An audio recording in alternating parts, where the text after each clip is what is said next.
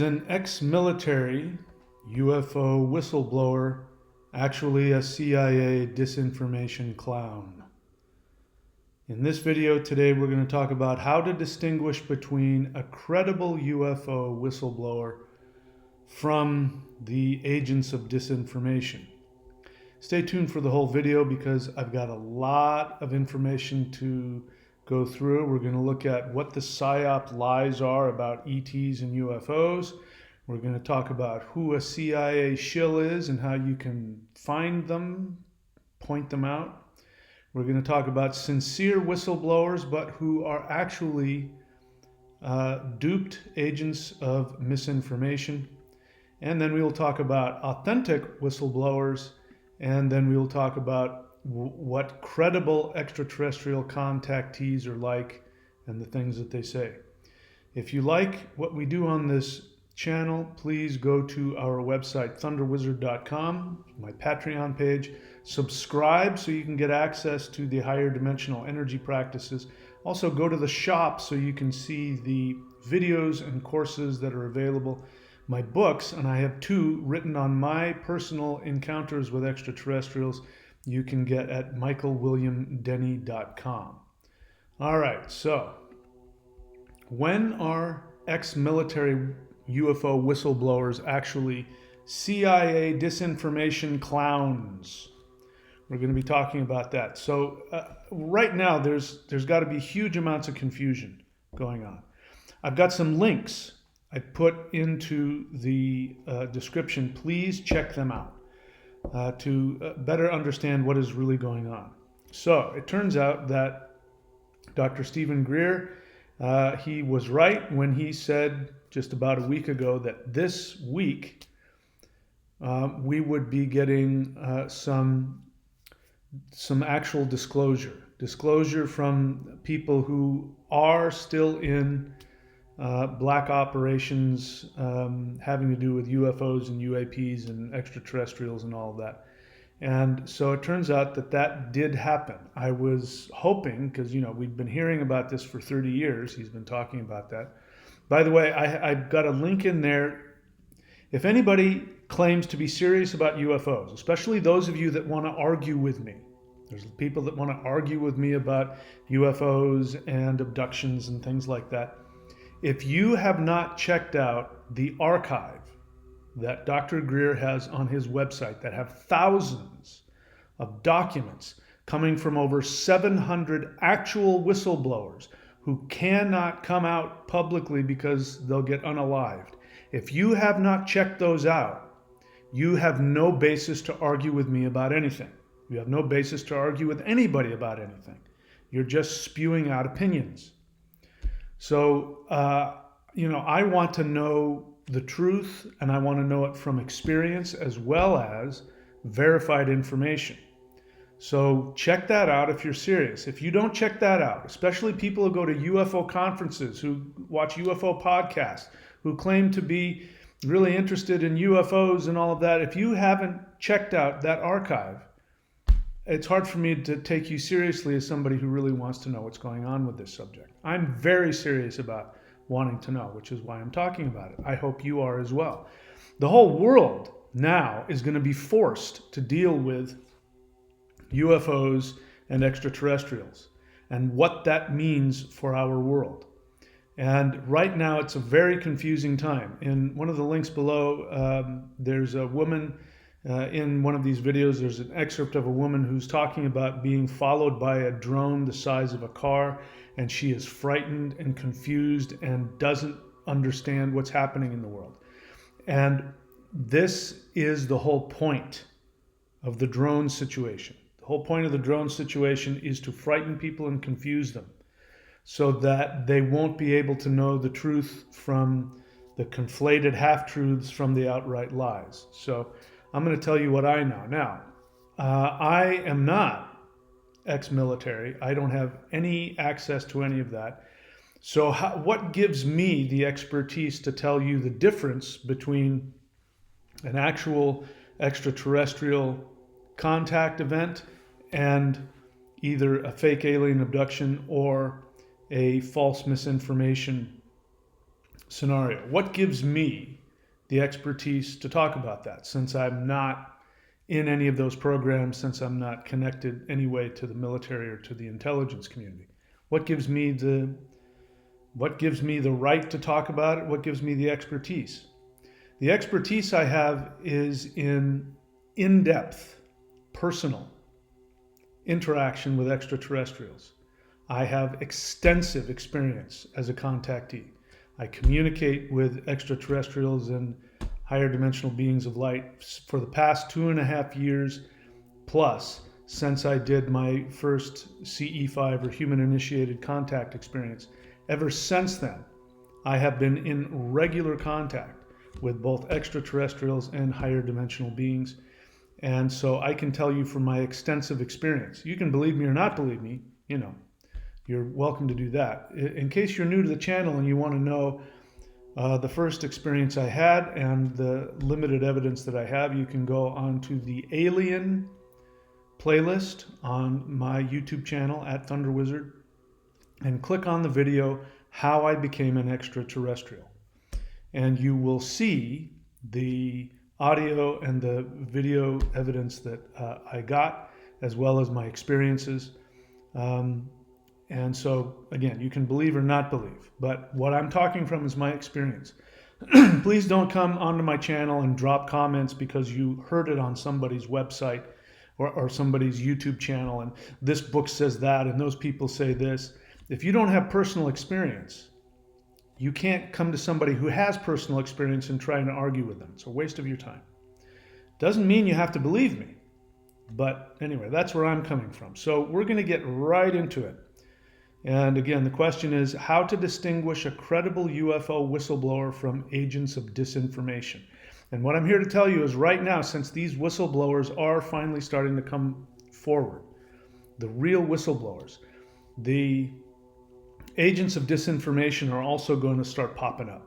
And I've already found this because since I've heard from Dr. Greer that these whistleblowers were coming forward, I've been looking to see what pops up on YouTube.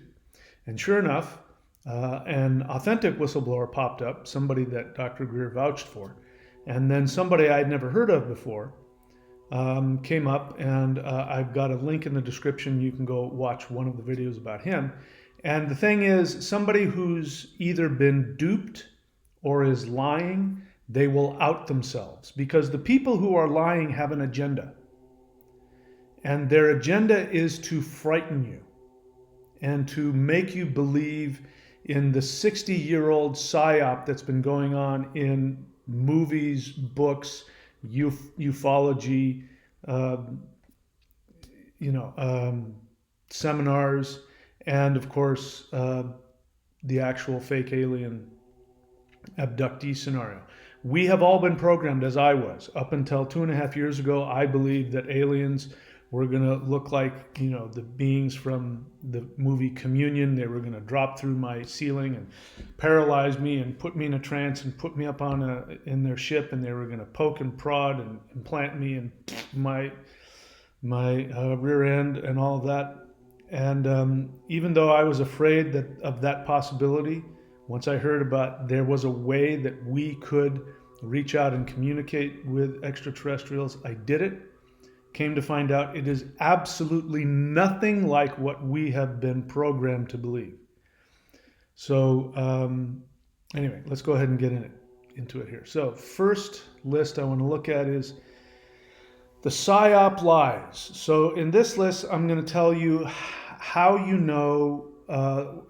tell you what the agenda of the Psyop UFO extraterrestrial, what the lies are. This is what they want you to believe. These are the assumptions that they want you to hold on to, so that then they can continue to steer you into wrong directions, which myself included, everybody, this happens to everybody when it comes to ETs. So the Psyop lies about ETs and UFOs. Any whistleblower who mentions the following is not credible. If they mention aliens abducting humans, experimenting on humans, or creating hybrids. If a whistleblower talks about that, then you know that either they have been deceived or they are agents of disinformation. The first one, aliens do not, excuse me, I don't use the word aliens because extraterrestrials are not alien. Their souls are identical to ours. Dr. Greer calls them people. It's a good way to talk about them because they are. If I talk about somebody who's of a different ethnic persuasion, I don't call them, by some other species name. I call them a person because of who they are inside. Now, they happen to be of the same species as I am, so humans are all people. But it turns out that even extraterrestrials that look like this guy right here, he's a person too. And he has a soul identical to ours. And so all of these beings, they might have different,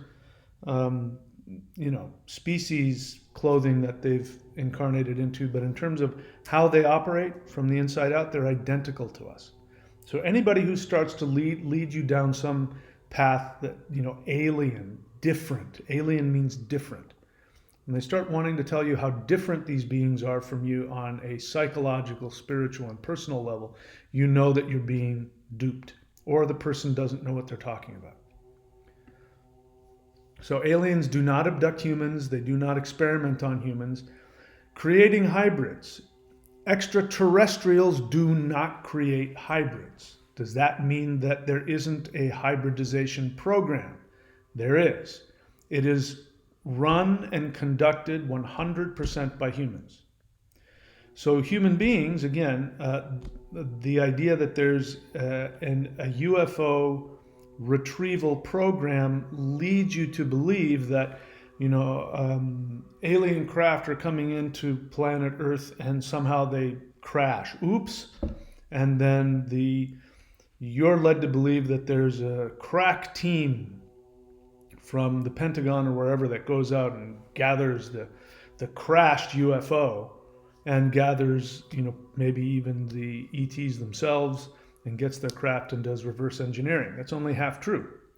The first part of it, they're not telling you, which is that same retrieval team is actually involved in targeting extraterrestrial craft and militarily shooting them down. We do have that capability. And so there is a hybrid program, but it's not run by extraterrestrials. You've been led to believe, mainly because of the actual abductions that happen. When people are abducted, their genetic material is forcibly taken from them, eggs and fluids and things like that. And then later on, these people will get abducted again, and the so-called aliens will bring them out their hybridized children. And that is a real thing, but it's not done by extraterrestrials. It's done by humans. How? Because they shoot down extraterrestrial craft. They gather either the bodies of the extraterrestrials or the living extraterrestrials. They take them captive and they experiment on them extensively, torture them, experiment on them, and they take their DNA, whether it's from a corpse or from a living person. They take the DNA, and they've been for 60 years at least. They have been working on how to create hybrids. Now, bear in mind, these programs, these unacknowledged programs, have the highest level of the most accomplished, the most skilled technicians and scientists, medical, all up in the best, the cream of the crop end up in those programs.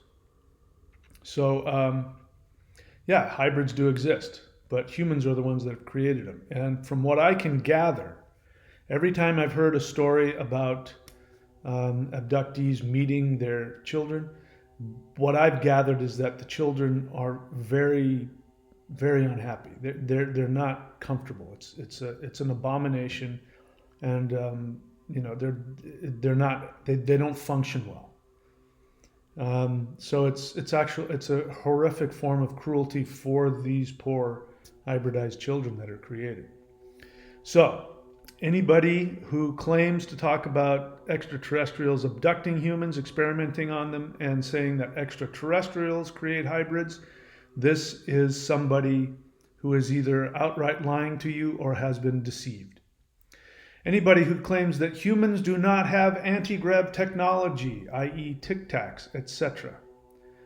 And Luis Elizondo, one of his main things is that he will show videos of UFOs or UAPs, Tic Tacs, and other kinds of things. And then he'll talk about their capabilities, and then he will outright lie to your face and say, humans do not have this technology. So anybody who talks like that is either lying or deceived. Period. Because we do have that. I don't know, one of the skunkwork guys in charge of these projects has publicly declared that anything that you see on Star Wars or Star Trek, human beings have achieved and gone beyond. So anybody who says otherwise is a liar or is deceived. Any whistleblower who says that aliens are working with human governments, human military, that is a lie. It is made to create a wedge between you and other people. It is meant to create fear. It is meant to create distrust on your part. This is how the Psyop works, and this is why it works. Because they don't come out and hide it. They're telling you the truth in this conflated way. They want you to demand that the government tell us the truth. You know, when I look in comments in a lot of these YouTube videos, so many people are out there saying, what do you mean we can't know the truth yet? We should know the truth. You have to tell us the truth. This is part of the Psyop, to get you to demand. This is what's going on with the drones as well. To demand that the government protect us. Demand that the government tell us the truth. Because what they're going to do is they're going to pretend like they have a truth that they're hiding. And it'll either leak out or they'll have to tell it to you. But what they're giving you is either half-truths or a complete lie. But you will think, we found the truth. That whistleblower came out and told us the truth, and now we know. And you'll be deceived. So I'm giving you, if any of these whistleblowers start talking in these ways without qualifying it under certain conditions, which maybe I'll get to, then you can pretty much just write them off as an agent of disinformation, either willing or unwilling. So when they say humans do not have anti-grav technology like Tic Tacs, we don't have that technology, that is a lie. We do. Whenever anybody says that aliens are working with human governments or military, that is a lie. Or it's a deception. This is something that I've been hearing for years. I didn't know whether it was true or not. Well-meaning but deceived journalists like Linda Moulton Howe, I believe she's sincere but deceived. She talks about this. You know, that there's a conspiracy, and it makes it sound like you're into some kind of conspiracy theory about aliens working with human governments. It's a lie. They don't. It doesn't mean that there hasn't been contact, but there hasn't been any cooperation. Human beings are at war. The underground, unacknowledged programs are at war with every single extraterrestrial civilization out there. Anybody that tells you otherwise is deceived or lying. How do I know that? Because I've communicated and have communicated extensively with extraterrestrials that are part of interplanetary councils. I mean, it's a lot like Star Trek. There are councils, and I don't even know how many different species and different civilizations, and they work together to help bring consciousness throughout the universe. And you know, Earth is a big deal because it's a real problem. You know, human beings are a real problem. Blowing up nuclear weapons and shooting things down and all the stuff that they're doing. So there are whole councils of extraterrestrial species coming together who work together to figure out how can we help Earth. They're not trying to harm us. They want to help us. So anybody who says otherwise, that there's good aliens and bad aliens working together with governments, they're either they're lying to you or they are deceived. good aliens and bad aliens who are at war with each other is a lie. Why is that? How do I know that? So anybody who says that, if they're being sincere, as opposed to the ones that lie to you, if somebody says that and they're sincere, here's what I know. They've never experienced a higher dimensional energy, ever. How do I know that? Because before I had experienced higher dimensional energy, I would have believed such a thing, because that's how our third dimensional reality works. And people give me this, again, they want to argue with me and they come back with this argument. Well, how do you know?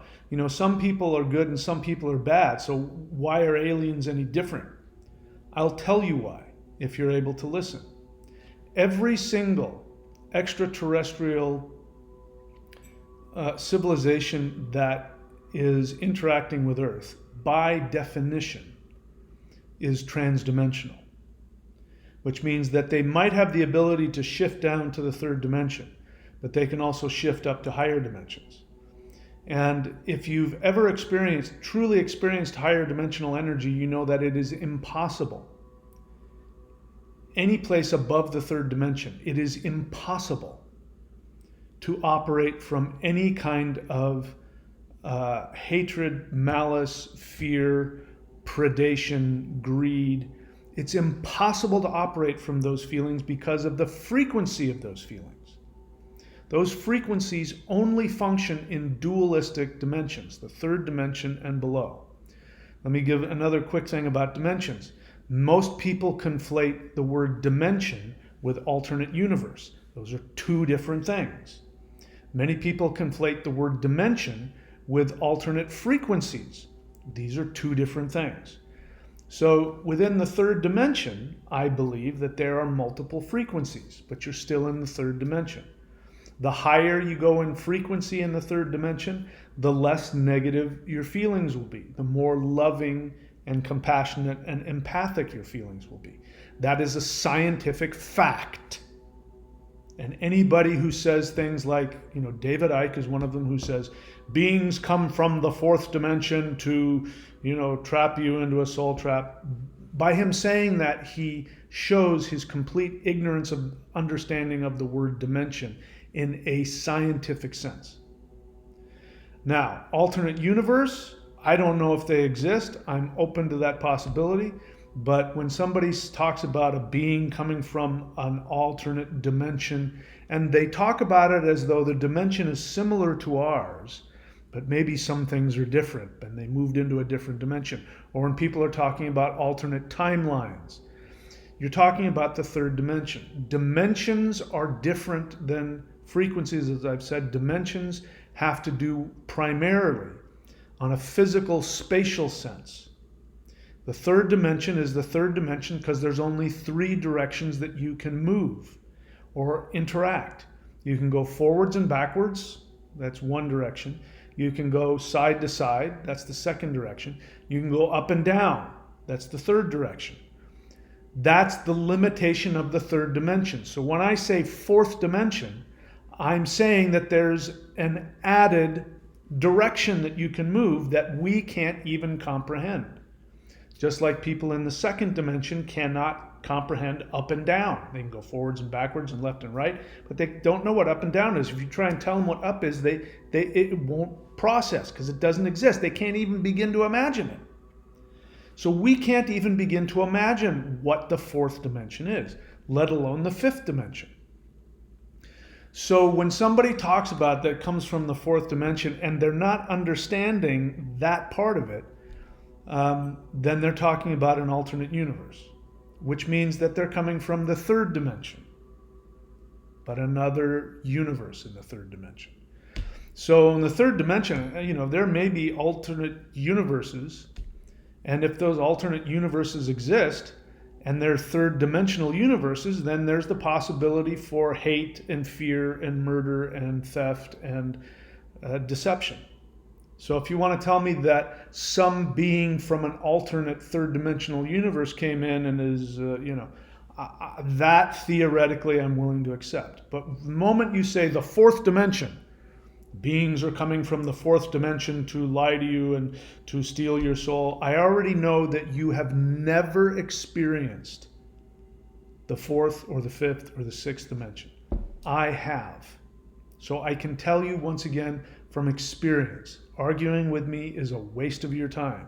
If you try and tell me fourth dimensional beings are here to steal your soul, I know you've never experienced the fourth dimension. And if you want to experience higher dimensions, then my suggestion is to do the CE5 protocol and ask higher dimensional beings to take you there. I don't know if they will or not. I've come to find out after over 2.5 years, my experiences were very extreme. You can read about them in my books. My experiences were very extreme. I've now come to find out that they were extreme for a purpose. It's because I have a very specific role to play in this transformation that Earth is going in, and I need to know these things in order to be able to do what I'm doing right now, explain topics that most humans can't comprehend or, get wrong. But you will have whatever experience you need, and there's a very good chance you might be able to shift into a higher dimension. There are lower dimensions as well, and they're even worse. That's what hell is. Hell is a lower dimensional experience. All right, so anybody who says that there are good and bad aliens who are at war, they are lying to you or deceived. Here are some fictional alien species that you hear about. Greys. So, the beings that you read about in Whitley Strieber's books, we'll talk about him. I've already talked about him. I believe that he is a sincere, truth-telling person, telling his honest experiences, but I believe he's been deceived about what he's experienced. If you read his books and you read about the entities that he interacted with, the Greys, for example, a lot of abductees talk about Greys. The Greys that they're talking about are an amalgamation of some different extraterrestrial beings, but the actual Greys from Zeta Reticuli, to my knowledge, that is not. There might be beings in Zeta Reticuli, but they're not the Greys you've heard about. Having said that, I have experienced beings that look a lot like Greys in varying looks. I've seen some that, some of them are, from my human experience, are frightening at first glance. This guy right here, you can't look at one of these guys, a 7-foot tall mantis being, and, not get a little bit scared just by looking at them. So there are beings, in my experience, that are similar to Greys, and there's at least a few different ones varying that have that similar look. But the Greys themselves that you hear about, those beings don't exist. Those are a made-up being. And they're made up by human beings who created these false alien abduction experiences. And so the people who have the experiences, they're not lying. They're writing down and drawing what they saw. So what they saw were either people in costume, or they saw androids, or robotic, remote-controlled robotic beings, or it could also be there are ways to, with certain frequencies, put pictures into your brain, make you think you're seeing something that you're not. But that is a design. That is an orchestrated design of those so-called gray beings, but they don't really exist. So anybody who talks about Greys, very likely is either lying or deceived. Tall whites. Now this is an important one.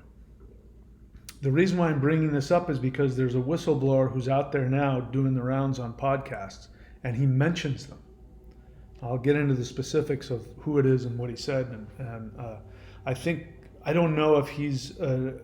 I think there's probably a 70% chance he is a deceived, sincere agent of disinformation. Like, he's been deceived into that. But the tall whites, anybody who talks about the tall whites doesn't know what they're talking about. They're parroting something they heard or read, or they're outright lying. If somebody says they saw and interacted with a tall white, they're lying to you. And the way you know that is the guy who came up with this, and his name escapes me, but you can go look it up. Where did the story of the tall whites come from? So this guy says that he wasn't military, he was a civilian contractor that worked in one of these, top secret, Area 51 type deals.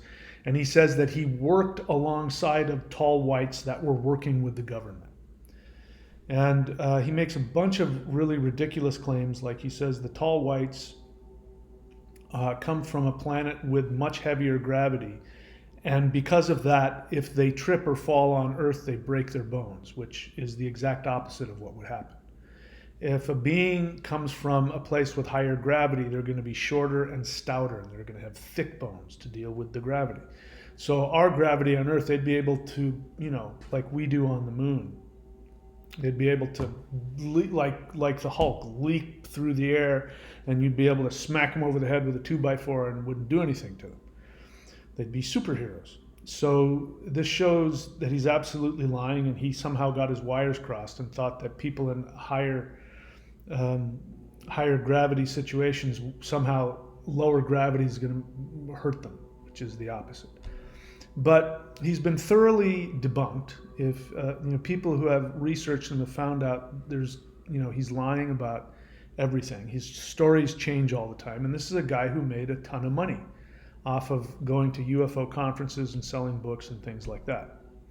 I think he might have been, an actual operative, but I think it's just as likely that he was just, a sociopath and a liar. For whatever reason, he was mentally ill. But the other thing that proves that he's lying is he talks about tall whites being these very aggressive, violent beings, to the point where if you look at them the wrong way, they will, come and kill you. And according to him, they're so protective of their children that if you're even in the vicinity and you look at them the wrong way, they might kill you. So again, any extraterrestrial that's visiting Earth is coming from a transdimensional state. Transdimensional beings do not operate from fear. They do not operate from anger. They do not operate from aggression. So his whole definition of tall whites, by definition of it, tells you he either is making things up or lying. And unfortunately, most people, third dimensional people interested in UFOs, they don't know any better. They accept it, especially people who have an emotional attachment to believe in it. Bear in mind, I don't have that emotional attachment. I went into this extremely skeptical.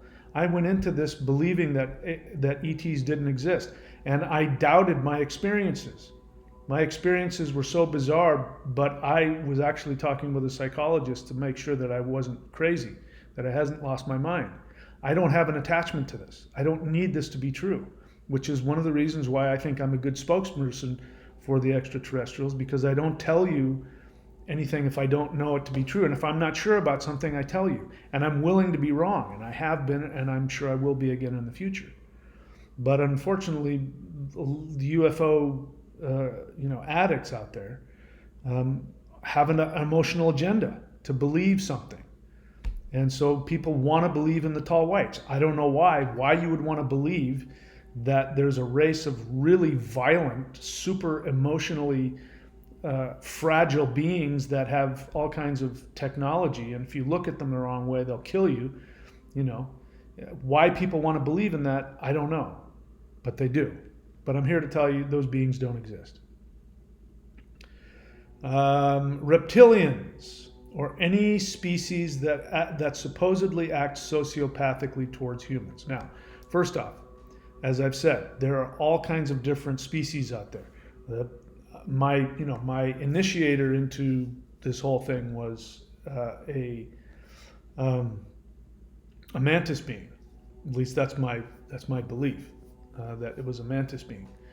And so I'm not opposed to the idea of a reptilian being. In fact, the Nagas, there's two kinds of Nagas, by the way. There are Nagas that are purely spiritual beings that are in what is called Naga Loka, which is a dimensional space that's even beneath the lowest dimensions that we have. It's like a super dimension, but it's at the base of all of the dimensions. And I would guess that those beings are primarily spiritual beings.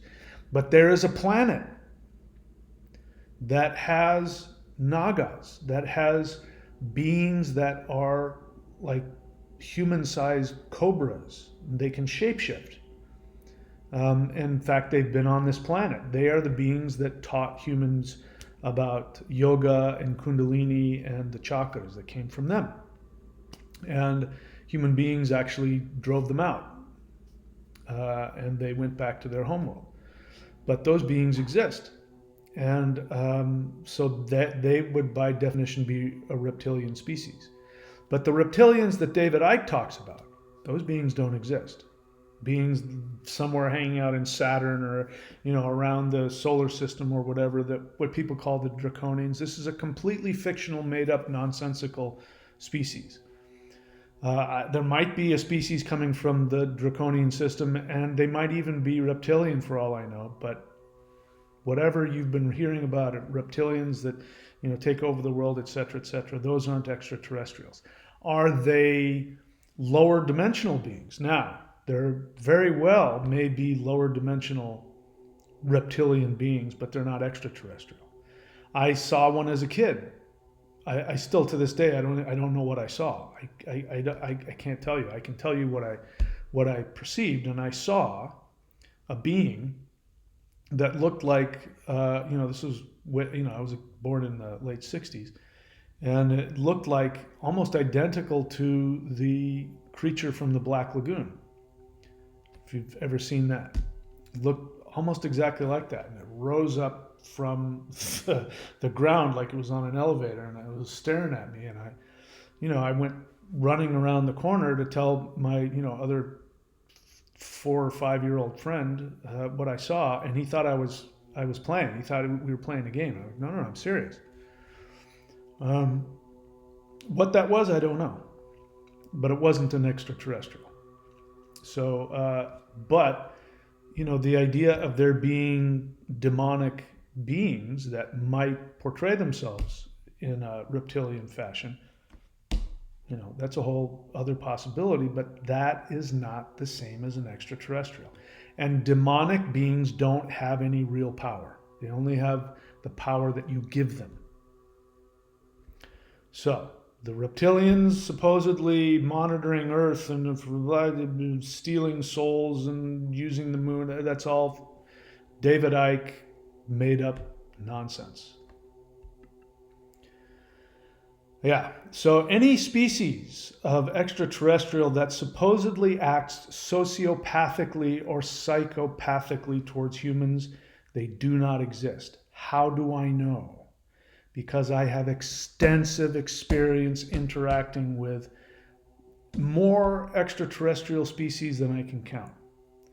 And every single one of them is of a higher dimension, and every single one of them has more love for each, not just human, but every conscious being. Like, this mantis being here, extremely powerful being. But the level of love that he has is beyond anything I've ever experienced within myself or within anybody else. And if you've experienced the love of a higher dimensional being, whether they're a physical extraterrestrial being or whether they're, a non-physical spiritual being in a higher dimension, if you've ever experienced it, you know that there's nothing like it on planet Earth. Nothing even comes close. So the idea that there could be a higher dimensional being that's coming from another civilization, coming to Earth, and might even be neutral. Like somebody wanted to drop a comment, you know who you are. No, some of them exist and they're neutral, and some of them are bad and some of them are good. You talk like that, I know that you're repeating what somebody else said, and I know that you haven't had extensive experience in higher dimensions. Because those of you that have, you know exactly what I'm talking about. I'm not making this up. Anybody that's had my experiences will tell you the exact same thing. If you want to prove it to yourself, then do CE5 protocols, do the interdimensional meditations, find out for yourself. That's the main message here. You don't have to listen to anybody. You don't even have to take my word for anything. I don't want you to take my word for anything. I want you to have the experiences. But because of my experiences, I can tell when somebody's either been lied to or deluded or both. Oops, that's not where I am. Any species that supposedly act sociopathically towards humans, those are not extraterrestrials, and anybody who tells you that any extraterrestrial species is either, lacks in empathy or thinks differently, or they are sociopathic or they are evil, this is somebody who is lying to you or has been lied to. Don't listen to them. Next. All right, how about the CIA shills? All right, there's a few that I know of. Jeremy Corbell, Luis Elizondo, David Grush. Perhaps there's more to come. So those three guys, Jeremy Corbell, David Grush, and Luis Elizondo, you see them everywhere. They got, Luis Elizondo has his own YouTube channel, his own podcast. He's written and published books. He'll go out there and tell you that he resigned from, I don't even know what intelligence agency he was supposedly part of. And he's out there telling you outright lies. One of them we'll get into, but anyway, these three, I'll get into some of his lies later, but these three are absolute, I believe. I can't prove it, but it is my belief. Again, based on my experience, I can tell when somebody's telling the truth or when they're lying about it. And these guys claim to have experience, etc., and I can tell you that they are lying, and that they are absolutely here to distract and deceive, to cause fear and confusion. And anyway, so those three, anything from those three guys, believe me or not believe me, you're welcome to listen and investigate them and believe what you choose to believe. But my belief is that they are all actual working directly for intelligence agencies, and they are part of the Psyop disinformation program. All right. They're so anybody who's the darling of mainstream media news, legacy news, they published books. A whistleblower, again, let's talk about Luis Elizondo. The way he presents himself is that he used to work for some clandestine government, program, and that he resigned because of, the feeling. I haven't heard him, but the feeling I got is he talked about it like with such, it was morally repugnant of him to keep these lies or something like that. So he presents himself as this whistleblower that's going out against who he used to work for. And I'm here to tell you, if somebody does that, they're not going to be embraced by the legacy media. How do you know that? Because the person who has the single most access to the most amount of actual whistleblowers, who has the single most access to the largest archive of documents and testimony, that person can barely get on any of the news channels, and he's not taken seriously, and that's Stephen Greer. So when Dr. Stephen Greer can't get on to ABC, NBC, CBS, but this guy can, and he's still walking straight, he hasn't been found floating up face first in a ditch somewhere, because he's giving you the belief that he's going against his former superiors and he's going to tell you the truth and there's just zero danger, and mainstream media news love him. Right there, he's a shill. He's a CIA operative. The CIA controls the legacy news media. We all know this. This is a fact. So all three of those guys, David Grush, Jeremy Corbell, and Luis Elizondo, by definition, I wouldn't trust anything that comes out of their mouth. In fact, I would believe the opposite. Published books. I think Luis Elizondo has published books. How he can publish books and not end up face down in a ditch, that's a mystery in and of itself. So the stars of the congressional UFO hearings, David Grush, Luis Elizondo, blah, blah, blah, Jeremy Corbell. Those people, if they end up, front and center on television in previous congressional hearings, and they're doing it, they just don't even waste your time. I don't know, who's in control of those congressional hearings, but I can tell you that the majority of the Congress people there probably don't know any different, and they think they're actually listening to some. They don't. A lot of the elected officials have no idea what's going on. As Dr. Greer says, if you understand about, just a little bit of what I've said, you know more than people in Congress do. So, it's the unelected, as somebody called it, the permanent government that are behind the elected officials that are then throwing people in front of them to make them think that they're hearing some actual testimony. It's nonsense. I mean, those congressional hearings that have been going on for the past couple of years have just been a joke. So I wouldn't listen to any of those whistleblowers. There are other not whistleblowers, there are other witnesses. That's different. Witnesses who have seen unacknowledged human technology, even if they're, in the military or the Air Force, and they give their testimony about what they saw. That's different. They're not whistleblowers. They're just, I'm giving you my testimony. But they've been deceived as well. Any of them, like David Grush, is notable because he refuses to testify outside of a skiff.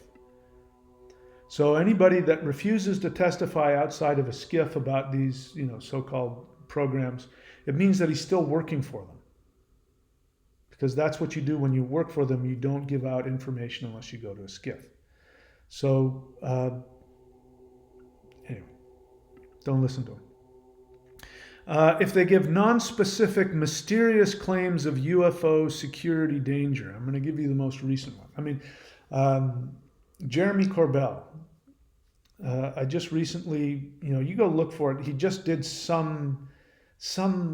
he was on some episode of some series or something that's either going to be on, some cable, UFO something or other, and I watched just a little bit of it, and I talked about it already, but it was just so obviously staged, and the acting was horrible. He's a horrible actor. There's other things that you can look for. So people who work as liars, people who are, like spies, there are things that they can't hide. And I've seen this in politicians recently, and I was going to make a video on it, but I'm not going to waste time. We all know politicians, most of them are full of crap. But I'm starting to really get the feeling, and I can't prove any of this, but my feeling is that a lot of career politicians, I think they might have been MK Ultra into this since they were kids. And so we're talking about people who are sociopaths. They're emotionally, psychologically programmed, MK Ultra, damaged, abused, and they're doing what they're told. They're being handled by people behind the scenes that we don't see. And they're sociopaths. They're constantly lying, and they're waiting to be told what lies to give, and they're being told what horrific things to do, legislatively, but then to pretend they're doing something else. And I think this is the case with a lot of presidents. Anyway, so Jeremy Corbell has a tell. And one of the tells that you see with sociopaths, narcissist liars, one of them is, they're the obvious ones. The sociopaths will have like a stare, and when they smile, and there won't be any shift in the eyes. You'll get a creepy feeling, But another one is the continuous innocent look.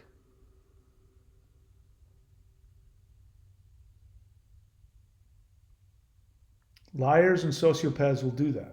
Jeremy Corbell does that.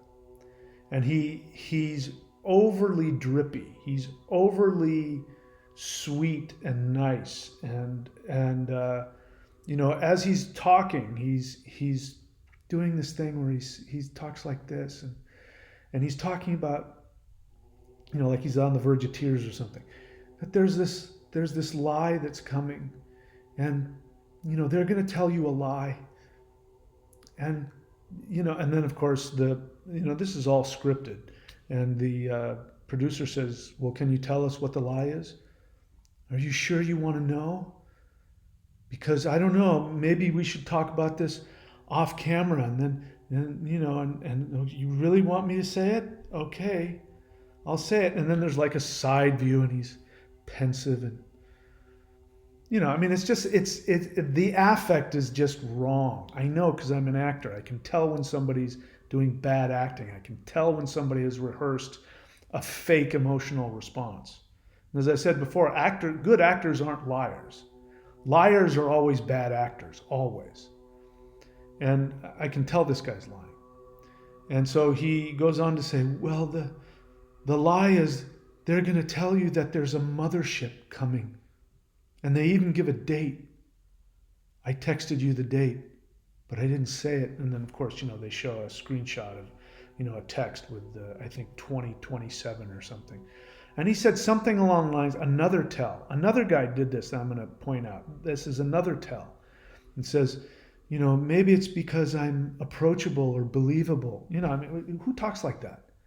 Somebody who's lying and wants you to think they're approachable, wants you to think they're believable. They'll say that. So, why would I lie about this? So, I don't know what that's about, but it's so mysterious. It's like, okay, so the lie is that we're going to be told there's a mothership. Why is that a danger? If it was a danger, you'd go on to say, they're going to lie to us and say that there's a mothership coming, and what's really going to happen is X, Y, Z. And he doesn't do that. He stops there. So that you go, wait, what? What about the mothership? What about? And so then you're in this state when anybody says that extraterrestrials are coming to Earth, you're going to remember him with his sweet but emotionally gulp, the lie of the aliens are coming to Earth, and it doesn't mean anything. It's just meant to distract you, and maybe they'll add a lie onto it later. Maybe there's a longer reveal to this, but it's just so obvious. And again, his tell is this. That's a tell. What you see with actual whistleblowers, like the guy, and I forget his name, who's going to be doing his thing on whatever the news channel is on Saturday, I forget, News Nation, I think. When you look at that guy, he looks like a military guy. He's just all business, and he's straightforward, and you don't see a bunch of emotion on his face. And when he tells you a piece of information, he gives it to you as a fact. He doesn't hype it up. Same thing with Luis Elizondo, and he does this all the time. And he'll say he'll create some mystery around UFOs, and then of course whoever's interviewing will say, well, what is their motive? Why are they doing that? And then he'll say, instead of telling you, he'll go, are you sure you want me to tell you? I mean, I'll tell you if you want me to tell you. And then he'll say something really vague that gives you the feeling that there's a potential threat. And, if somebody had something to say, they'd come out and they'd say, yeah, they're a threat. They're here to invade. They're here to attack us. But the Psyop is to get you slowly into that. It's like a really badly written television show where it's a cliffhanger all the time. This is a tell. When somebody has something to say, they say it. And they say it straightforward. They don't jerk you along, to get more ratings.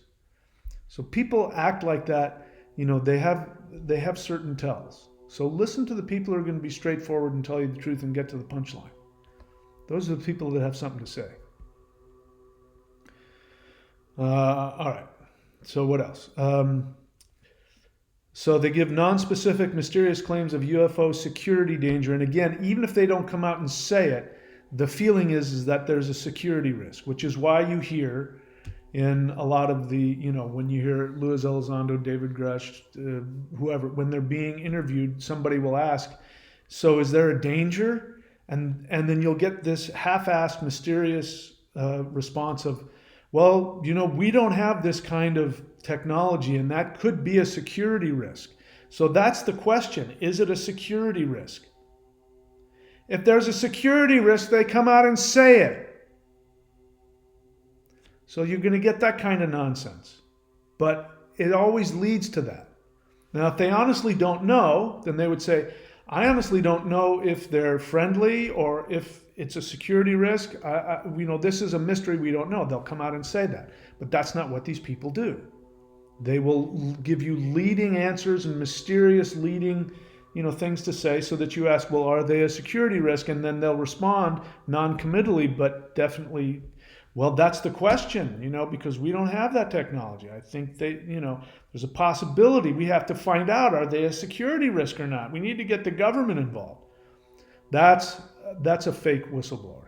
That's a CIA operative trying to get you afraid, trying to get you, leading you to demand that the government step in and take control and bring order to this and figure out what's going on and protect us from this. That's the whole point of that. So if you get that sense, they're lying to you. Because again, anybody who has truly interacted with extraterrestrials will tell you without any doubt whatsoever that extraterrestrials are peaceful and zero threat. And the truth is, if they were a threat, they would have nuked us out of existence a long time ago. They could do it in a heartbeat. And they're not. So obviously. But if you have personal experience like I do, I have zero doubt. I have zero fear.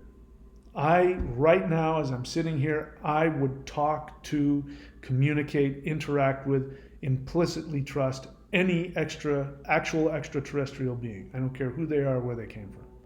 Because I know that they're going to come from that place, from a scientific, a physics perspective. They're going to come from a frequency where it would be literally impossible for them to do any harm to me.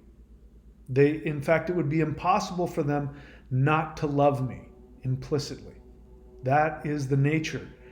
And I'm talking science, physics. That is the nature of those frequencies. And anybody who doesn't know that either is hasn't experienced it or is lying. All right, so they claim UFO tech is beyond human capability, i.e. Tic Tacs. Luis Elizondo has done this before, and it's a lie. And if they openly badmouth Dr. Greer's team, again, Luis Elizondo is guilty of this.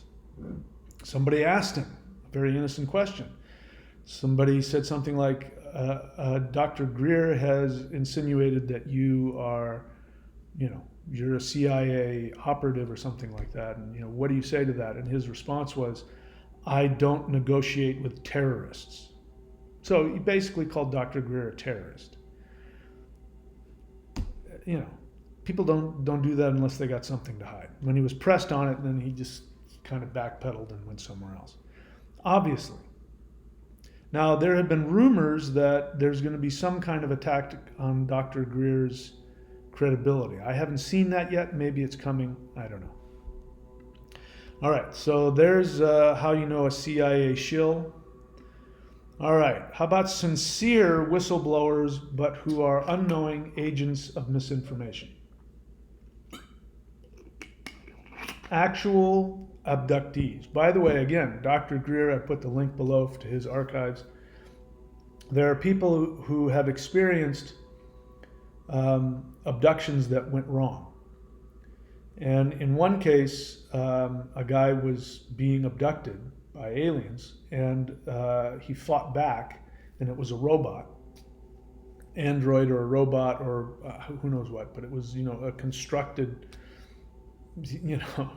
it wasn't an organic being, and he fought back against it, and it fell and cracked its head open, and it was just a bunch of wires.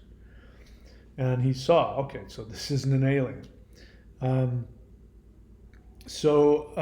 There are abductions that go wrong. Another one I heard of a while back. This was a woman who had been abducted before, And it was the same scenario again. Watch Whitley Strieber's Communion, the same crazy, stupid thing where all of a sudden, for some reason, aliens need to blast a huge light into your windows and blind you. Does that sound like something a highly advanced technological being would have to do? And then the Greys come in through the walls and they come at you and whatever they're going to do. And then of course you start to go into a catatonic state, or you become paralyzed, right? The typical abduction scenario. And this had happened to her, and it was starting to happen, and then she heard some weird technological grinding, like a machine breaking. And all of a sudden, as she's seeing these Greys walking towards her, they disappear, and in their place you see human beings in fatigues. And they realize something happened, and they told her, stay there. They're like telling her, stay there, don't move. And they back out. And then they get into a Black Hawk helicopter and fly away. So she saw that abductions were actually MILABs, military abduction. But unfortunately, many of them have been successful. So sincere whistleblowers, but agents of misinformation, people who are UFO abductees. Here's another one that if you look, you'll hear about UFO witnesses who are injured by radiation burns. That is something that actually happens. But again, UFO doesn't mean alien or extraterrestrial. It just means unidentified. It means you're looking at a flying craft you've never seen before. In one case, there were people, they were devout Christians, and this giant pyramid thing, UFO shows up. And they're driving in the car. They get out of their car because they think Jesus, I don't know why they thought it was Jesus. They're very Christian. They thought Jesus had shown up and, the rapture was coming.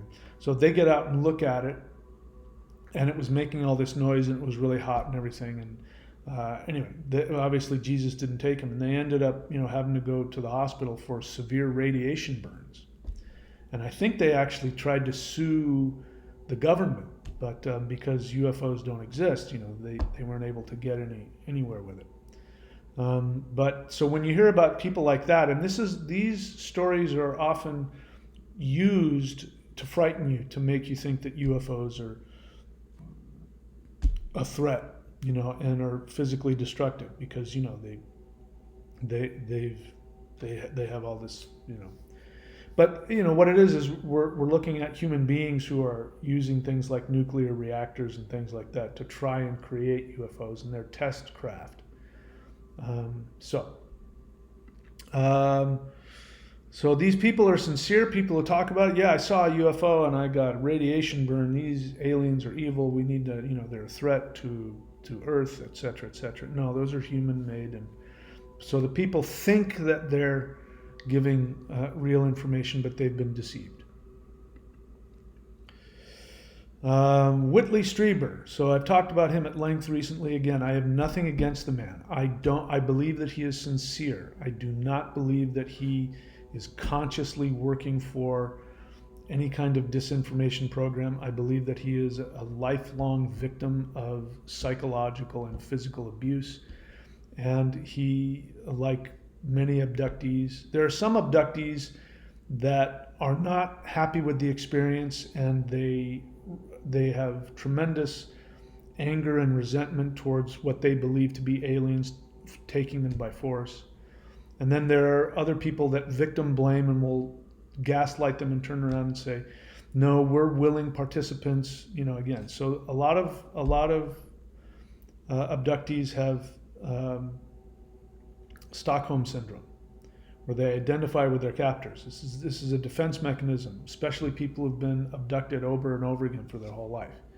They're going to have Stockholm syndrome, and they're going to spiritualize it by saying, they're from another planet, they're from another civilization, they're more advanced than we are, and they know what they're doing, and they're trying to save us, and so it's okay that they abuse us and they do things against our will, and they're more advanced than us, etc., etc. UFO of God. Somebody gave me that. So go see UFO of God. I say, I'm aware of that book, and That person, if they're telling the truth, was abducted by humans pretending to be aliens. And again, the person wanted to argue with me about it. So, they're transdimensional. There's different kinds. There's good kinds, and then there's the bad kinds, and then there's the neutral kinds. And again, you're talking, forgive me, you're talking out your rear end. You're repeating what you heard somebody else say. I know you haven't experienced higher dimensions, or you wouldn't talk like that. As I said, I met with an abductee. And this abductee, as I came to find out, has had both experiences. Now, unfortunately, she conflates the two, and she can't help that. Maybe things have changed. This has been a couple of years since I met with her, and she didn't ask my opinion, so I didn't tell her. And looking back on it, I wish I had, but to be honest, I didn't really know what to make of her. I was really trying to figure out what was going on with her. But she had obviously been abducted and had been, they created a hybrid, et cetera, and at one point she was, I don't remember what the scenario was, she was in a really bad place, and she reached out because she's had this experience. She thinks that those beings that abducted her are there for her and love her, and so she reached out and she said, if you're real, I need your help. And actual ETs showed up, and then she explained an experience that is exactly like an actual extraterrestrial interaction. And we shared notes on that, so we had that same experience, but that wasn't the same as being abducted. But again, she conflated the two, unfortunately, and that's part of the psyop as well. People will conflate the real with the false. Let's see, where am I? I'm here. So actual abductees are sincere agents of disinformation. Whitley Strieber. Okay, so I talked about him. I talked about Whitley Strieber again. His latest things he talks about. I think I may not have all the details correctly, but the way I heard him in a podcast on Jeff Mara's podcast, you can go listen to it.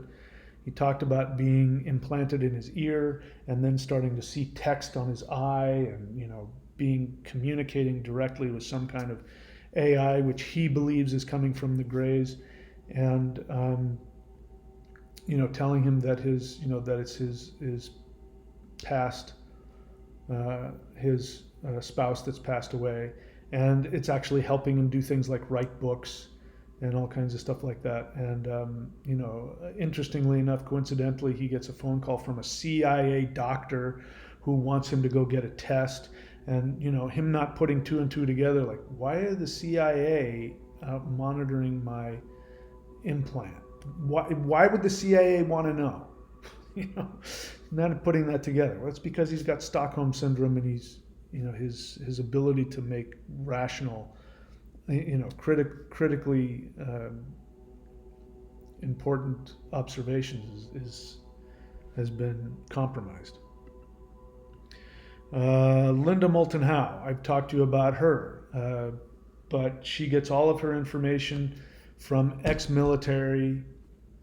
Again, right there, that's a big problem right there, because people who are ex-military, this is why the 700 plus actual whistleblowers that Dr. Stephen Greer has available to him, why they haven't gone forward, because if they do, they'll get unalived. And they've been threatened in all kinds of ways. So when somebody can come forward to a world-renowned journalist, UFO investigative journalist, and tell secrets from their perspective, and that person doesn't end up hanging from a tree in South America, then you got to doubt that. So she doesn't know any better. She has from what I can tell, a strong emotional attachment to what she's doing. And, it's, why wouldn't you believe somebody coming from the military? I've talked to you about the one experience where the guy, some low-level, low-ranking guy in the military is told that he's going to meet an extraterrestrial, but the extraterrestrial is going to walk like a robot because it doesn't know how to walk because it's used to levitating, and then it's going to send you a telepathic message which is going to knock you on your ass, and then we're going to see how much you remember. And my first response is, does that really sound like something an advanced alien species would do? Or does that sound like exactly what it looks like. That some low-level military guy is a test subject, is a lab rat for a secret government program using fake alien robots and, testing out their new telepathic, ray gun thing that they're using on you. And they're seeing if they'll kill the guy or not. Does it sound like an actual alien encounter or like something that the military has cooked up? And to me, it's pretty obvious, but Linda Moulton Howe is absolutely convinced that that guy met an alien that knocked him on his ass with his, telepathic ray gun. So I think she is a sincere but unknowing agent of misinformation. Shows like Ancient Aliens, Gaia TV, anything that is being that has been the History Channel, National Geographic. National Geographic has a movie out called Aliens, Are They a Threat? I mean, this is National Geographic. So this is, we're talking about total mainstream bot media productions. I mean, anything coming out of that, there's a CIA writer or editor that's editing all of that and telling them to talk about the evil aliens and they don't buy into any of that garbage.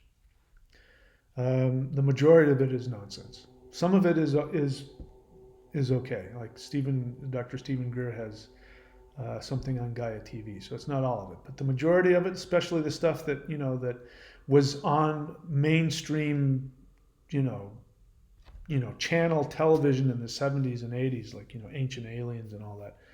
That's nonsense, and you can be sure that there are CIA writers behind all of it. Military personnel who are targets of misinformation, who are agents. I don't know why I said target. I meant to say agents. Military personnel who are agents of misinformation. Jason Sands. So he just came up. Now, the reason why I mentioned him, I don't know. He comes across to me as being sincere. I don't get the sense that he's lying. He could be, but I don't get that sense. What I believe is that he is, the way he presents himself, he's a civilian contractor, at least if I'm getting that right, and has worked on some black budget programs where he has overheard, through monitoring. His job is to monitor communications, and he overheard a lot of crazy stuff. And he claims to have had at least one alien encounter. So let's talk about the alien encounter. I put the link below. You can go and, you can go search for him on YouTube and you can find him talking about it.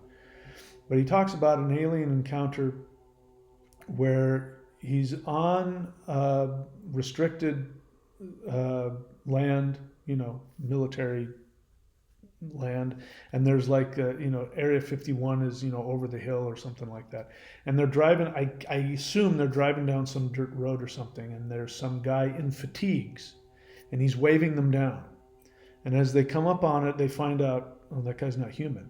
He doesn't have any ears, and his eyes are big, but he's dressed in military fatigues, and he waves them down, and so he gets out to talk to the guy, and he looks back at everybody else, and they're in a catatonic stupor, like they've been put into some, they've been alien, put into a trance.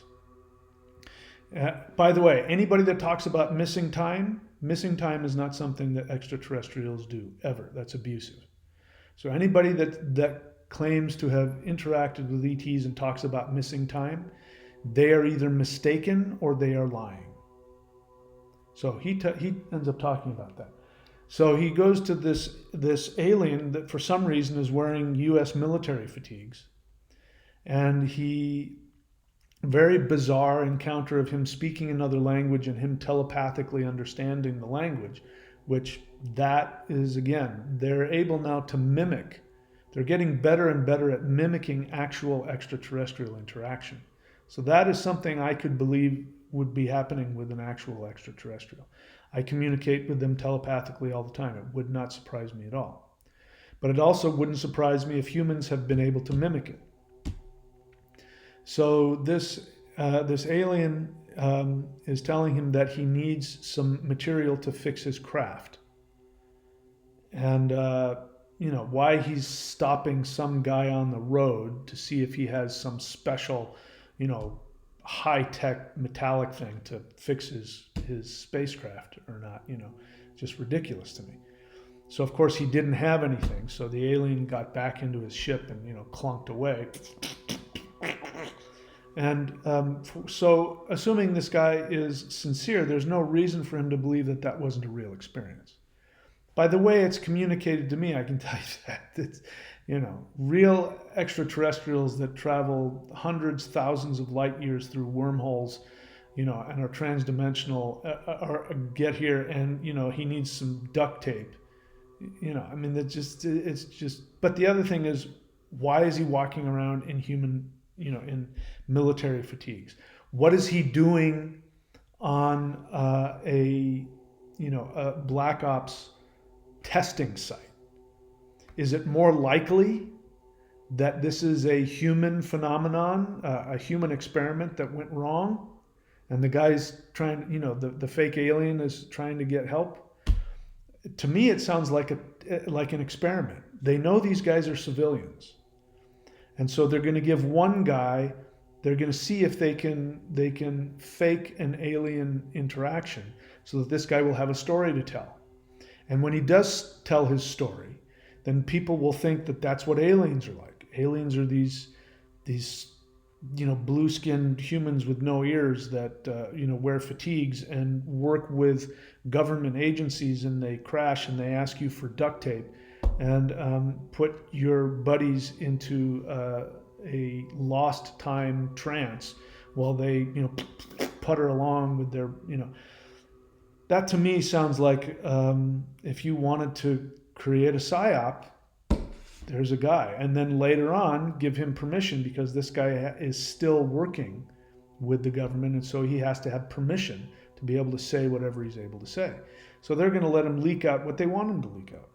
That's my take. I don't know if that's the truth or not, but that's my take on this guy. And why I bring that up is because now that actual whistleblowers are coming forward, I believe that you're going to see an equal number of fake whistleblowers coming forward.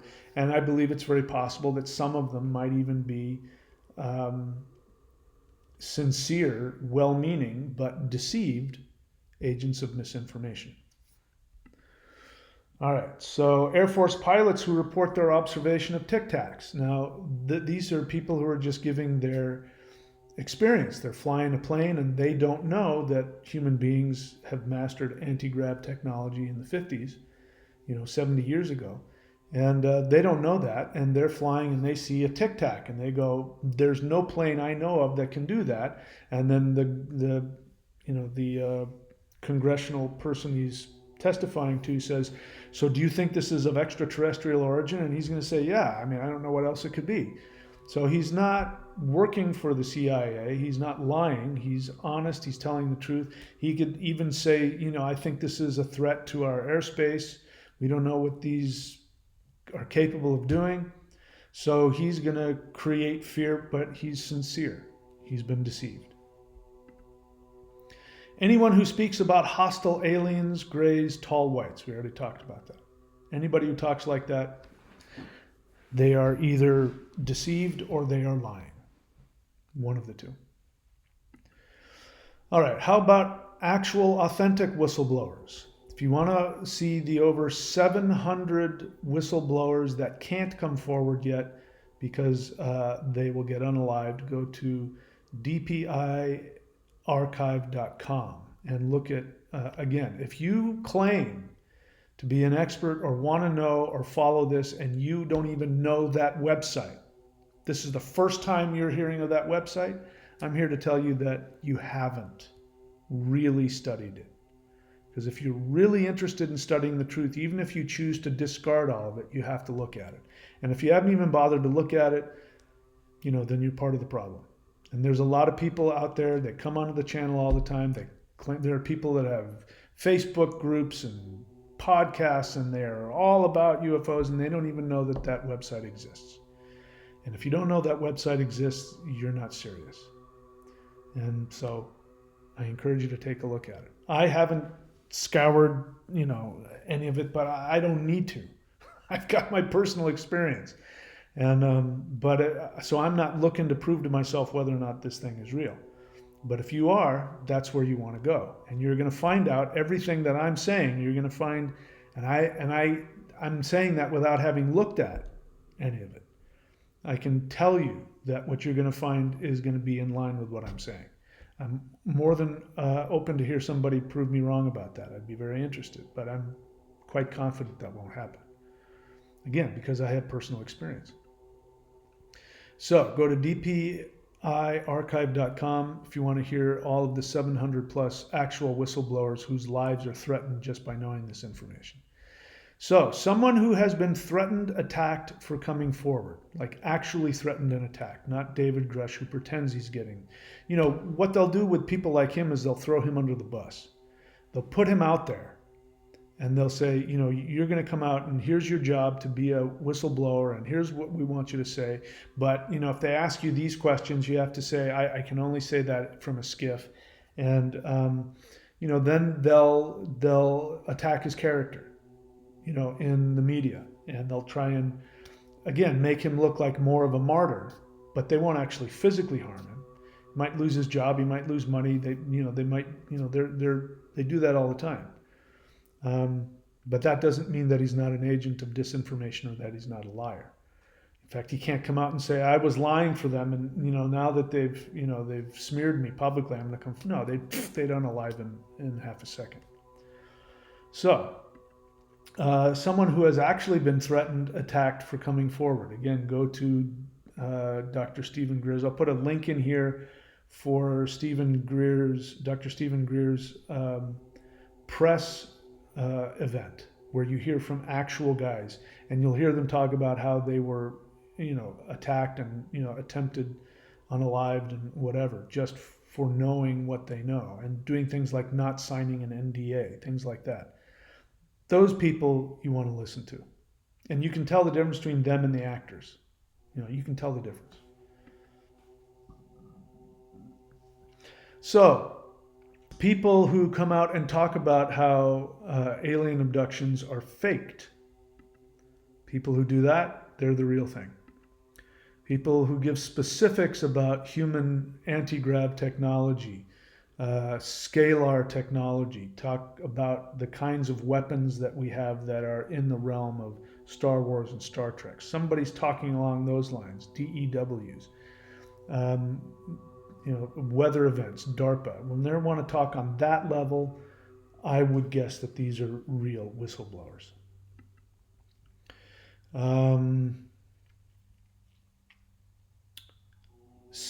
Gives testimony about the global criminal enterprise. There's a guy, if you go, I'm not going to say it on my channel, but if you go and watch the link to Dr. Greer's press event, you're going to hear a guy talk about human trafficking and using spaceships, human-made spaceships to do that. People who talk like that, those people are telling the truth. Gives testimony about DEWs, other weapons used against humans. Gives testimony about peaceful intent of ETs. So when you hear somebody like, again, the abductee that I spoke with, it wasn't that she didn't have part of her experience feeling as though she was being loved. There was one point where she talked about the alien. Now, bear in mind, there are human beings on this craft that are like leading her around in the ship. And they take her to a place and she sits down, and then there's this alien mother figure there who's communicating with her telepathically and making her feel loved and teaching her to do things like, move things with her mind and things like that. So that creates a bond, and it definitely makes you think that it's real, but it's really just an experiment to see, how, if they can get human beings to turn them into kind of like super soldier, they're testing the limits, of what they can, create, because they're going to use that for all kinds of crazy stuff. So they need human guinea pigs for that. But they create a loving relationship. So she felt as though that there was at least one being on that ship that she loved. At one point, she was lied to, and I shared about that. So that tells you, the back and forth. Part of it, they're lying to you, and then they're loving you. It's very typical, narcissistic, abusive, push me, pull you kind of stuff. So anybody who talks about the experience 100% as being loving, it's not like, well, yeah, they put me in a hypnotic state and then they experimented on me, but then they came and gave me cookies and loved me. Something like that, that's a human fake alien abduction. Somebody has an actual experience with an extraterrestrial and has an in-depth experience. They're going to have nothing but positive things to say about it. Their characterization of the ETs will always be completely, totally loving. Some authentic whistleblower, let's see what else, gives testimony about peaceful intent of ETs. Some authentic whistleblowers may conflate the truth with deception. As I said, I've already talked about that. The abductee I talked about conflated, she had an actual experience with ETs afterward, and she had the fake alien experience, and she understandably conflates the two. Okay, we're moving on to the next one. Credible ET contactees. These are people who always experience a peaceful contact experience encounter. And they experience it primarily as a deeply spiritual experience. They are not typically taken on board an ET spacecraft. Now, I have never physically been taken aboard an ET spacecraft. There were times when I thought I was going to be taken on one. But that's because I was misinterpreting what was being told. I was being told that they were coming, they were going to communicate with me, that I was going to have contact. But it was always of a transdimensional nature, even if they were physically in the room with me. And I've been taken on craft in my astral body, that has happened. But I've never physically been taken on a craft. Now, I don't think that's impossible, obviously, because these are physical beings and they're in craft, so I think it would be possible. I have heard stories of it that I'm willing to believe. I'm kind of on the fence about some of them. There's one story that I heard that I do believe, but it's completely different from anything that you would imagine. So if I say to you, just imagine in your mind, I tell you, yes, there's a woman who was taken on board an ET craft. Now, imagine in your mind what that looks like. Just spend a couple seconds imagining what that is. How does that happen? Now, she's not being forced on. She's being invited onto a craft. What happens? How does she get on? What's it like inside the craft? What's her experience like interacting with the extraterrestrials? Go ahead. Come up with what you think is most likely. All right, now I'm going to guess that what I'm going to tell you, there's going to be at least one detail that's going to be drastically different. And this is what made me believe that this person had actually been on board an extraterrestrial craft. So what ended up happening is that this was somebody's mother, and I was going to have her on the show, and I was moving from Australia back to the States, and I just sort of fell through the cracks, and I didn't get back to her. Maybe I will. She had agreed to talk with me, and anyway, I didn't follow up. But she said that her grandmother, anyway, and she was in some Nordic country, way off in the woods. Somebody who I got the experience of was, I think she was she was of Sami descent. As you know, they're sort of like the closest thing to Native American shamans, indigenous shamans in Nordic countries.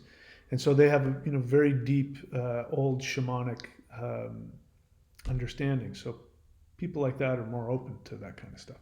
Anyway, so apparently this woman, her grandmother was had a telepathic encounter. It's not unusual for shamans to have that. That's what happens. And she was having a telepathic encounter with a being, and the being invited her outside. Said, "Please come outside. We would love to show you something." So she went outside, and she saw a craft, a UFO craft, and it was either like hovering just above the ground or parked on the ground, and the door was open, and she was invited telepathically, "Come inside." So she walked inside of the craft. I imagine that the door closed behind her. She walked inside of the craft, and it was empty. There wasn't any seats. There wasn't any computer interface or anything like that. And even though there's nobody there and there's no seats, there's no furniture, she gets the telepathic message, and senses that they're all in there with her. But they're obviously phased out of the third dimension. They're not in 3D reality. So she can sense them, they can communicate with her, but she doesn't see anybody. And then they tell her to sit down.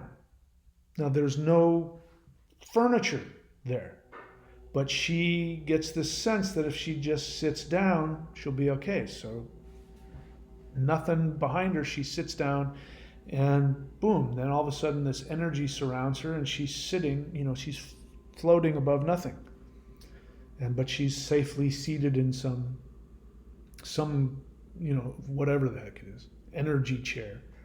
And then the ship takes off, and it goes up outside of Earth's atmosphere, and then it hovers out there, and she can see Earth floating there in space. And then she's brought back.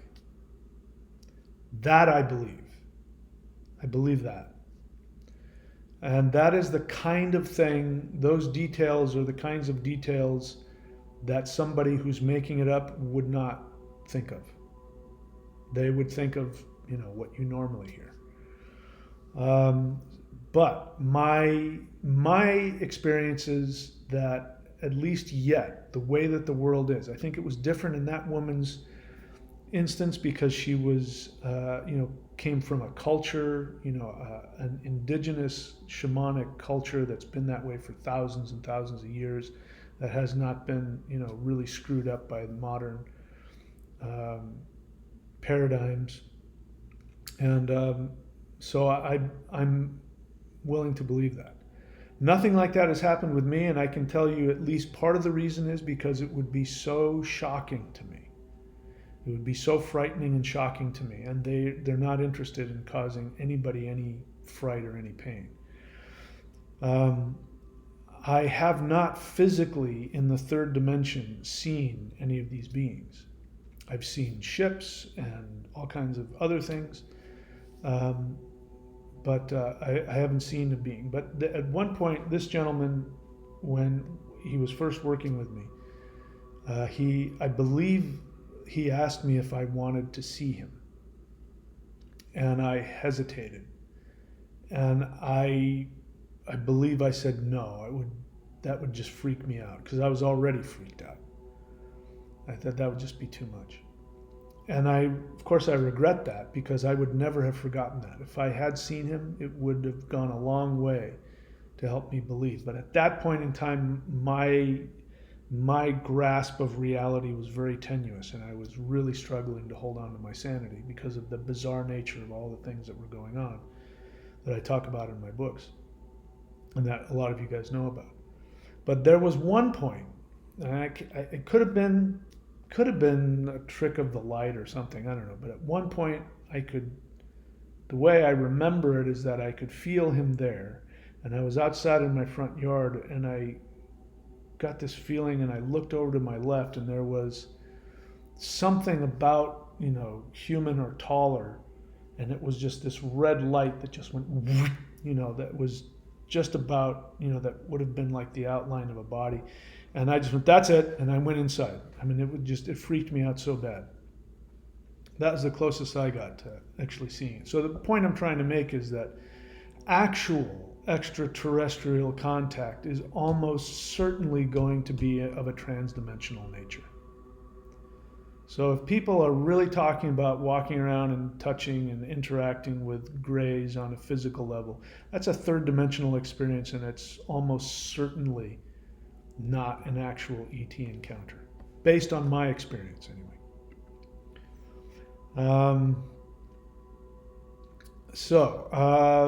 They're not taken on board ET spacecraft. ETs manifest in transdimensional ways. This can be frightening to some, but only because of the strangeness of the event. Now, I've heard of, another encounter, somebody who actually saw a being, physically saw a being, but this was a Native American on a reservation, and she was watching her grandfather actually, saw the craft come down and was communicating with the being, and it got in and left. And it was, for him, it was just like normal. But that's because that's part of their culture. The Hopis, in case you don't know, a Kachina doll, the religion of the Hopis has to do with communicating with extraterrestrials. So that's part of their religion. It's part of their culture. They've held on to it for thousands of years. My ancestors called them elves, and I believe they were communicating and interacting with extraterrestrial light beings. So it's not part of our culture anymore. And so when something like that comes, because of Christianity, I was trained to be afraid of anything that was of a spiritual, physical nature. I was trained to be afraid of that. So even though nothing has ever been done to me, nothing negative has ever been done to me, there were times when I was frightened, but it's because it was strange and, it pushed all those old buttons. And I consciously knew that, and I consciously asked to be pulled beyond that. I was actually asking to be pulled into encounters that would be uncomfortable and frightening for me because I wanted to get past it. But if I had been, if this had been 2,000 years ago, or if I had been born in that culture where this is part of what they do, wouldn't be a big deal. As I sit here now, I'm much more open to the idea. And I've often, recently I've said, listen, I'm ready. I'd like to sit down, interact with you face to face. But I know that that's dangerous for them to do right now, and I don't know if I'm ready for it or not. But I would do that.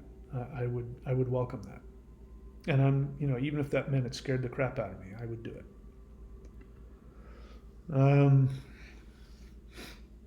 So it can be frightening to some, but only because of the strangeness of the event. It's usually a powerfully positive, life-transforming event. ETs instantly vanish if contactee resists in any way. So, unlike, again, the abduction where, people are praying to God for this to stop and it doesn't stop, and they're telling them, don't do this to me, the aliens will still do that to them anyway. Whitley Strieber, by his own admission during an abduction event says, you don't have the right, to which the gray responds, we do have the right. That's an abusive person. Again, wanting to save his son from the abduction experience, but he can't. And they threaten to put him in a trance and put him to bed if he doesn't, leave them alone. He better not interfere. Again, very abusive. Afterwards, after being anally probed, threatening them, that he's going to kill them. So, no ET is ever going to do anything to anybody to create that kind of response. There are people that I've heard talk about, something appeared, an orb appeared, and they did things like flip it off or throw a rock at it and it leaves. People all the time have said, that a ship appeared or something appeared, and the moment that they got really super scared and were, resisting the event, they immediately leave. So extraterrestrials will never violate your boundaries. So any ET event where their boundaries are violated, it's not an ET. It's either a lie or it's the human being my labs, Psyop. Anyone can experience ET contact, and why more people don't do this is curious to me. If I were taking on some of these podcasts, there are some podcasts out there that have, talk about it all the time. Joe Rogan and others. There are others that they have these kinds of people on all the time. My first question to them would be, why haven't you done it? Why haven't you done CE5? Anybody can do it. You don't have to be constantly interviewing all of these so-called whistleblowers to find out about their ET encounters. You can have your own ET experience. Anybody. If you are sincere and you come from a sincere place and you want to experience it, they will contact you. What form, I don't know. Whether it's a light in the sky, or whether they'll come to you in a dream, or whether you'll have physical, phased out telepathic experiences like I've had, they will communicate with you. They will interact with you. I guarantee it. Anybody who is sincere and just does the simple CE5 protocols or does the interdimensional meditation protocols, I guarantee you will have some kind of experience based on your willingness and your ability and your karma. I guarantee it. So why more people don't do it is very curious to me. But I think that's what, if I had to pick one thing that would create the ascension event, it would be, a large percentage of people seeking contact. When we have open contact, everything will change. Guaranteed. No two ways about it. All right, so those are my thoughts about how to distinguish between credible UFO whistleblower contactees from agents of disinformation, or just people who are liars. There's no shortage of deluded liars out there, who want to talk about this and profit off it. But anyway, that's enough. I'll shut up for now. Again, if you like what I'm doing on this channel, first thing, you can go click the $ button below and contribute to this video. Go to thunderwizard.com, subscribe at above the free level. You don't get anything at the free level. Subscribe above the free level and get access to the practices there. And go to the shop as well. And if you want to read my books, go to michaelwilliamdenny.com. And if you want to contribute to me personally, you can go to support.thunderwizard.com and follow the instructions there. All right, so we are having a live guided interdimensional meditation in about 4.5 hours. So I encourage you to be there. It's free, and if you can't make the live, you can go watch the archived versions. So that's all, my friends. Thank you so much. I appreciate you being here. And that'll do it for today. Please take very good care of yourselves. I'll see you all in a few hours.